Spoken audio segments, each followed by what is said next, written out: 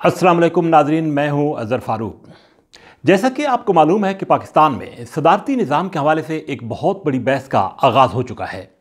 ये बहस अगरचे इस वक्त तो सोशल मीडिया की हद तक थी, लेकिन आज कौमी असम्बली के इजलास के अंदर साबिक वफाकी वज़ीर और मुस्लिम लीग नवाज़ के रहनुमा एहसन इकबाल ने वाज़ेह तौर पर कहा कि कहीं ना कहीं सदारती निज़ाम के नफाज के हवाले से कोई बात हो रही है। उन्होंने इस हवाले से तफसीली बात की। पाकिस्तान में सदारती निज़ाम हो सकता है, आ सकता है या नहीं, इस हवाले से एक तवील बहस की ज़रूरत है। लेकिन ये देखने में आया कि माजी में पाकिस्तान में 4 सदारती निज़ाम आए हैं।